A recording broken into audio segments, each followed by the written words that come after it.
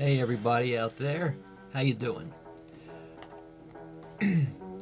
We're going to take a look at the first season of Doctor Who, which started in 1963 and ended in 1964.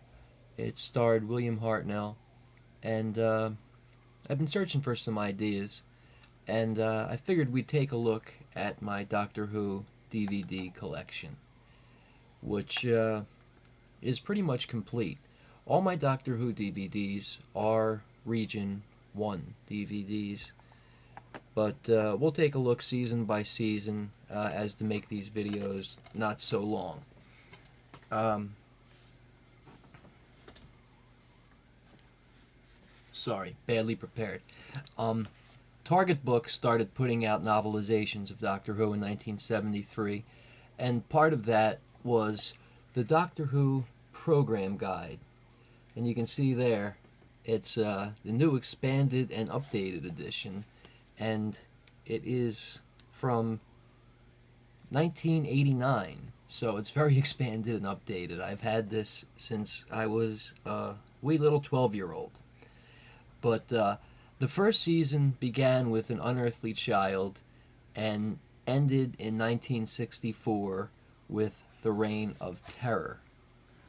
So there it is, right there, on Region 1. We will start in the beginning with An Unearthly Child. Now, I know there's a newer version of this box set in Region 1, but I happen to have the original. I'm not sure if the new one has different special features than this, but regardless, the programs are the same. Story number 1, which began in November of 1963, is An Unearthly Child. This is a great story. We're introduced to the Doctor, his granddaughter Susan, played by Carol Ann Ford, and her two school teachers, Ian and Barbara. Barbara played by Jackie Hill, and Ian played by William Russell. And this is a great beginning to a series which has now ran for 51 years, on and off, I guess. But it's been around for 51 years, and the original lasted 26 seasons. So we start off, we meet Susan and her two teachers, Ian and Barbara. They follow her actually to the scrapyard where she lives with her grandfather, who happens to be the Doctor, in Totter's Lane, in Coal Hill, in London, and Ian and Barbara discover the TARDIS, which is bigger on the inside than it is on the outside. How the hell does that work? Well, we find out through the next season, as our intrepid band of adventurers go all around the galaxy.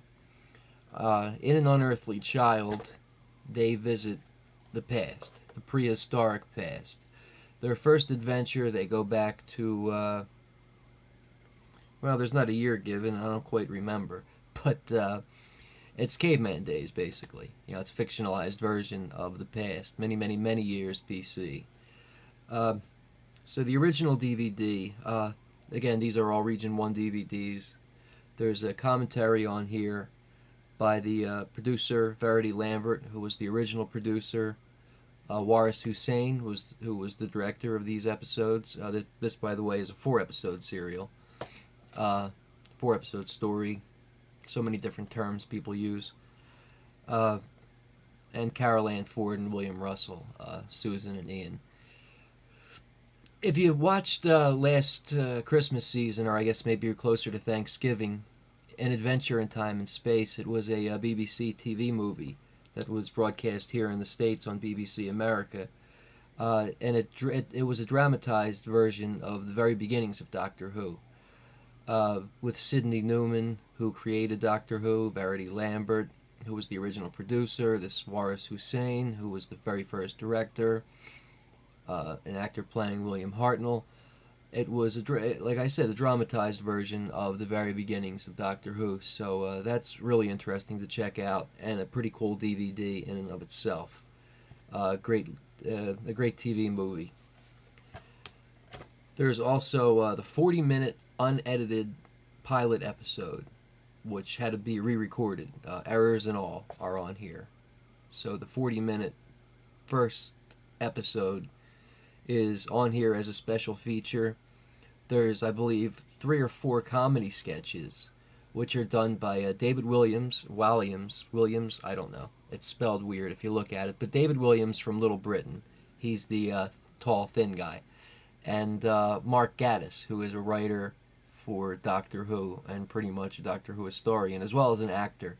I believe he was in The League of Gentlemen, and not The League of Extraordinary Gentlemen, but the BBC comedy The League of Gentlemen. And there are just a few 3 or 4 or 5 minute really funny comedy sketches, which are just like an adventure in time and space about the beginning, a fictionalized but funny beginning of Doctor Who in the offices and studios of BBC Television Centre. Story 1. Dig further into the box set. There's the back cover, by the way. We dig further, and in our second case, we have stories 2 and 3. The Daleks and the Edge of Destruction. The Daleks was a 6 or 7 part serial.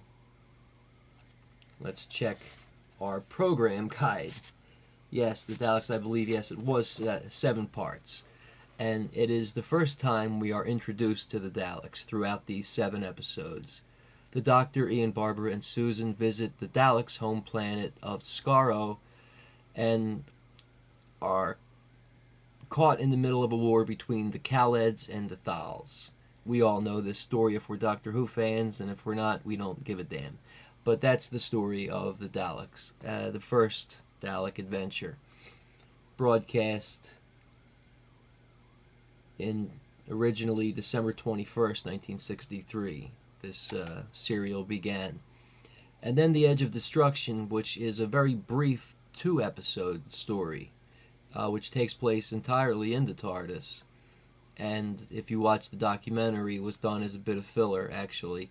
But it's a piece of history. It's only the 3rd story out of 159, and Survival being the last one. And it was a good one. Yeah. The TARDIS is behaving oddly, and strange things happen in the TARDIS. It was a way to save, it was a way to save on budget by not having to build new sets. The audio commentaries here feature Verity Lambert. The directors Christopher Barry and Richard Martin, who directed these 2. Richard Martin directed The Daleks, and Christopher Barry, Edge of Destruction. Carol Ann Ford and William Russell. And all 3 of these commentaries are moderated by Gary Russell, who is a Doctor Who historian. There's a Creation of the Daleks, Doctor Who Origins, pretty cool documentary on here. A lot of you might know that Doctor Who, there's many missing black and white episodes. Doctor Who went to color in 1970 with the John Pertwee era. But the first 2 Doctors, William Hartnell and Patrick Troughton, they filmed many episodes. The first season has 42 single approximately 25-minute episodes just in the one season. Barely had any time off. But the point is, there's a ton of missing episodes, a ton in the time of the first 2 Doctors. So one of the special features we get here is Story 4, Marco Polo, which I don't have to show you because it does not exist. One of the special features here on this set is the 30-minute condensed version of the lost 7-part story of Marco Polo, which there is a Target novelization of, and you can get the audio soundtrack because the audios of these lost stories do exist and they are for sale. You can find them, but the video is gone and it's been gone for a long time. Some of these stories have been recovered in the last 20 or 30 years, but a lot of them remain missing. And story number 4, Marco Polo, is missing. So that's Doctor Who the beginning, stories 1, 2, 3. And story 4 being the missing Marco Polo. Story 5 being the Keys of Marinus. Yeah, this is 6 episodes, so it's 2.5 hours. For the entire first season, we have the Doctor has the same companions, his granddaughter Susan, and the school teachers Ian and Barbara. William Hartnell was my personal second favorite Doctor growing up. Like many people, Tom Baker is my favorite and remains my favorite. William Hartnell was one of the first Doctors I saw on PBS, Public Broadcasting System, after Tom Baker's reruns were shown when I was a little kid. When they were done, they switched. My local Philadelphia station, Channel 12, Saturday afternoons began to show the William Hartnell era. So I quickly became a fan back in those days. Anybody in the Philadelphia area will remember Channel 12 actually showing Doctor Who. Now you can't find the old shows on TV for the life of you on pretty much any PBS station throughout America, I believe. The Keys of Marinus, story number 5, is, these stories were slow. There's no fast cutting like there is today in the new Doctor Who episode, but there's a lot of story, and depending on the writer, Terry Nation, the writer of the Daleks, great writer, guys like Terrence Dix and Barry Letts and Bob Holmes were great writers. So depending on the writer, there was character development, there was plot development, there was lots and lots of great stuff. Not all this fast cutting that we have today. It's a matter of preference. I prefer the original Doctor Who, the original 26 seasons. So story 5, Keys of Marinus, has an audio commentary with William Russell and Carol Ann Ford again, the director, the designer, and it's moderated by a fellow named Clayton Hickman. As I mentioned, this is 6 episodes, and this is Terry Nation's second story, first written without the Daleks. There's the back. Trying to position it so you don't see so much glare.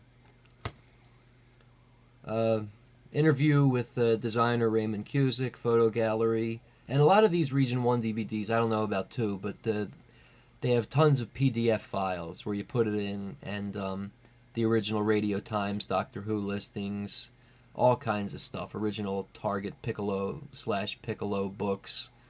You can a lot of original materials throughout many of these different DVDs in PDF format on DVD-ROM.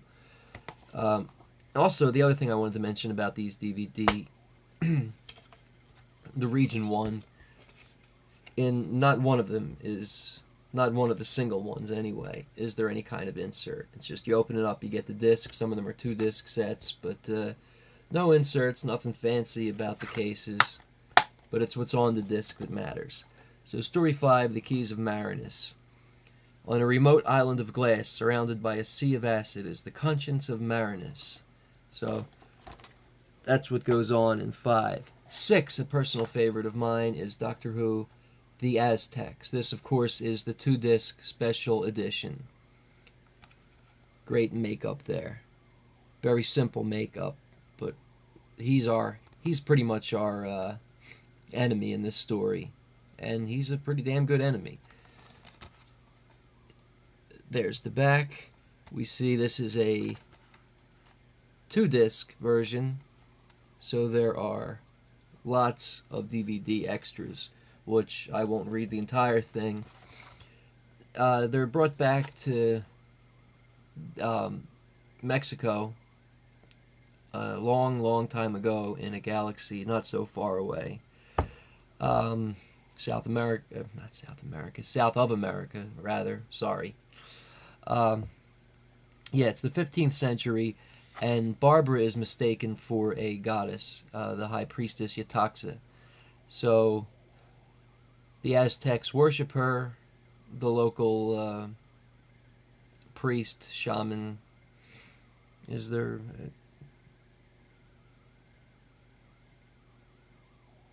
No, but our enemy guy here, he's convinced that she's not who she thinks or who she purports to be, and the Aztecs are split. This is cool. The Doctor actually has a quote unquote his first love interest here. There's nothing seamy going on, but he does kind of flirt with this older woman, which is kind of cool to see. This is 6 episodes. Again, I got that wrong. 4 episodes. This is so good that I don't want it to end. I think it's 6. Broadcast from the 23rd of May to the 13th of June, 1964. The commentary here features William Russell, who played Ian, Carol Ann Ford, who played Susan, and again, producer Verity Lambert. There's a half an hour making of, 25-minute designing featurette, a 6-minute segment from a 1970 Blue Peter. Blue Peter was a show that was, I don't know if it's still on or not, but it was definitely on during the time of the original Doctor Who in the 60s, 70s, and 80s. And they had a lot to do with Doctor Who. It was a children's show aimed at young kids through early teens, I guess. And there's a ton of segments throughout these DVDs featuring all kinds of cool little Doctor Who related segments.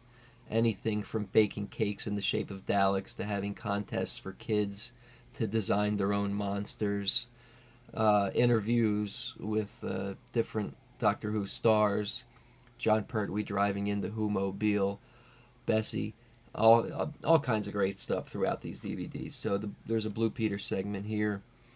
A reconstruction of Galaxy 4, that's another missing story. That one isn't from the first season, but these DVDs did not come out in chronological order, so they put it where they put it. But Galaxy 4 is a missing episode, and that is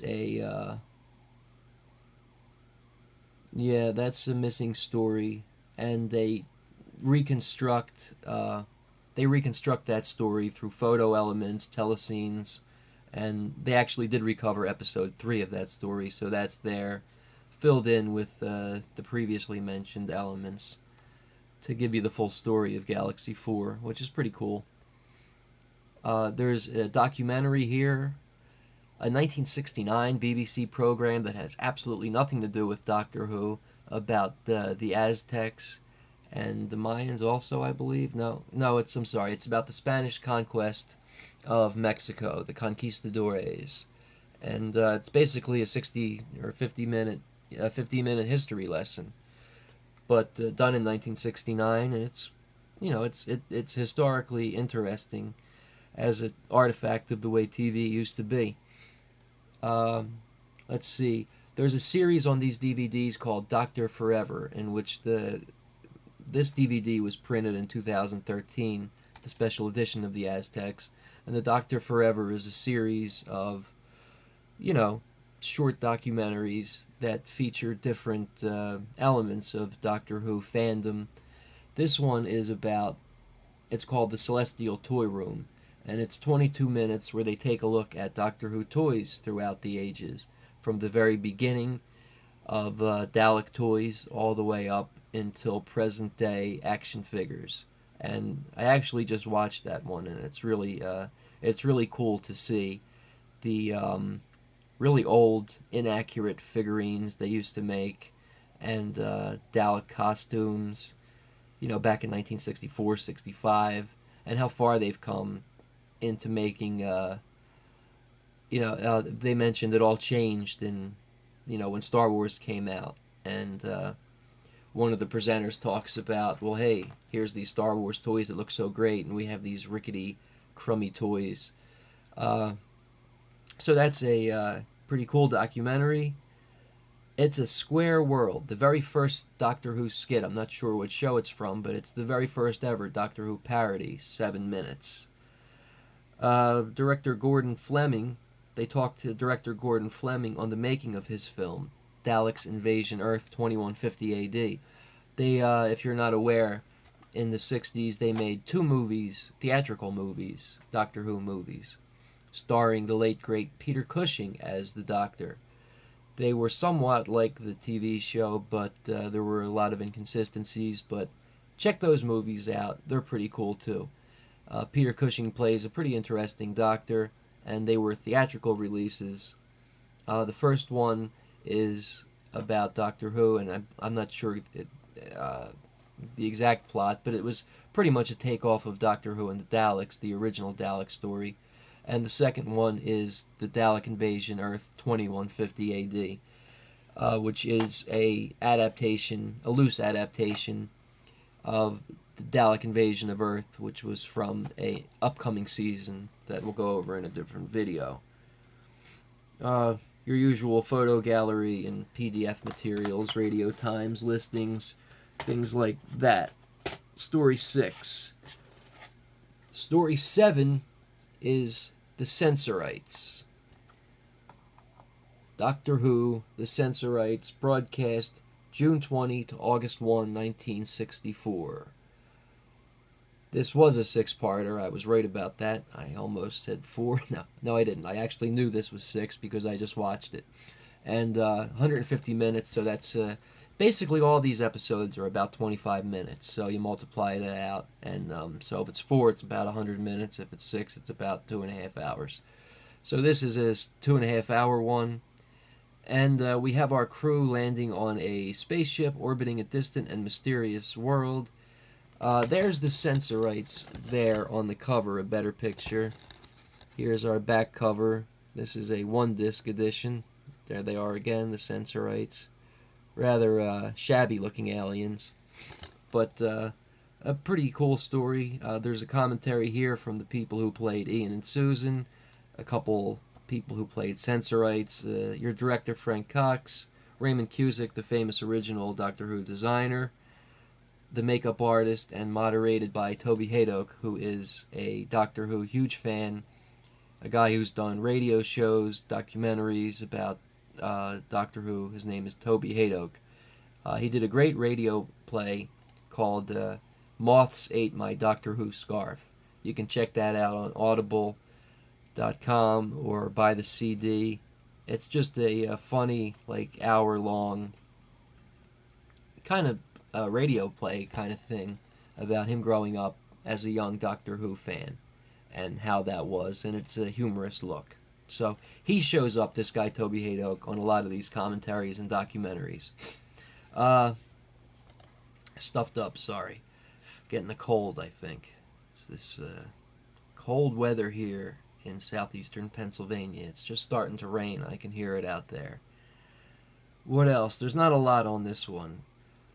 The one thing is Toby Hadoke goes in search of the enigmatic Peter R. Newman, looking for Peter in a 21-minute brief mini-doc.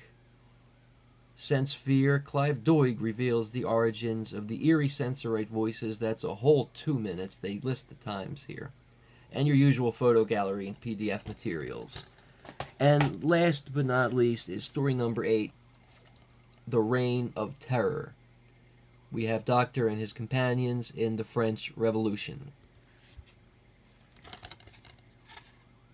There's the back cover. And this one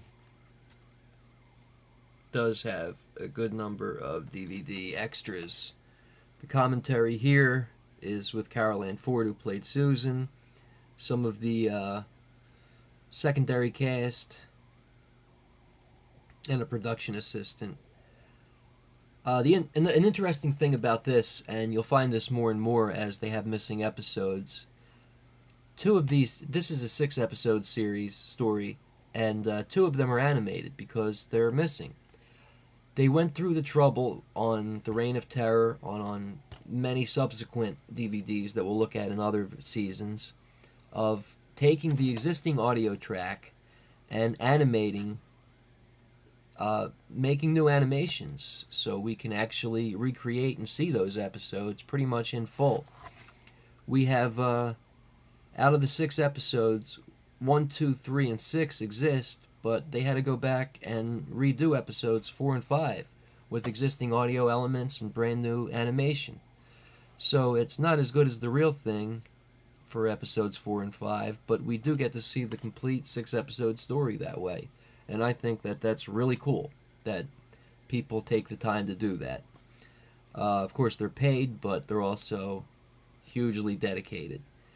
So there's an audio track on the commentary track just on one episode, but on the animated episode 5, with missing episode hunters Philip Morris and Paul Van Ezes. I have no idea who these people are personally, but I know that they're episode hunters, which means that they take time out and spend a lot of time looking for these missing episodes by searching, sending letters, talking to collectors. That's how they find these missing episodes. That's how they found a lot of them. People's personal collections. The BBC would send these tapes, tapes, I guess, to other countries, other continents to be broadcast. North America, for example, Australia, for example. There were Arab-speaking countries that broadcast Doctor Who back in the 60s and 70s. Maybe not until the 70s, but, whatever. But these TV stations had some missing episodes because the BBC wiped all their tapes of the original Doctor Who's back in the 60s. The first Doctor where we have all the episodes is John Pertwee. So they wiped those tapes, and as a result, a lot were missing. But guys like these 2 episode hunters that do the commentary will search TV stations and personal collections and God knows what else. Listen to the commentary to find out. And if you look at a list of missing episodes, say in 1989 when the series ended, and look at a list of missing episodes today in 2014, that list has grown smaller, thankfully. A lot of episodes have been recovered, and they've been recovered due to the efforts of guys like these 2. Sometimes through sheer luck and sometimes through hard work. Coca-Cola can't beat the real thing. I don't get paid for that. I wish I did. I'd take it. Let's see. There's a making of 25 minutes, set tour, animation design gallery, which is interesting. You see how they made these animated episodes, and your photo gallery and your PDF materials. That, my friends, is season 1 of Doctor Who, and the first video, I guess, out of 26. If these are bad, I won't make any more. If they're good, I guess I will. But here they are again in brief. Stories 1, 2, and 3. Doctor Who, the beginning box set. An Unearthly Child. I put them in backwards. Let's try that once more. Here they are again in brief. Doctor Who, the beginning. An Unearthly Child, the Daleks, and the Edge of Destruction. Doctor Who, Story 4, Marco Polo, which does not exist anymore, unfortunately, but does exist in a half-hour form on one of these discs here. Story 5, The Keys of Marinus. Story 6, The Aztecs. Special edition, 2 discs.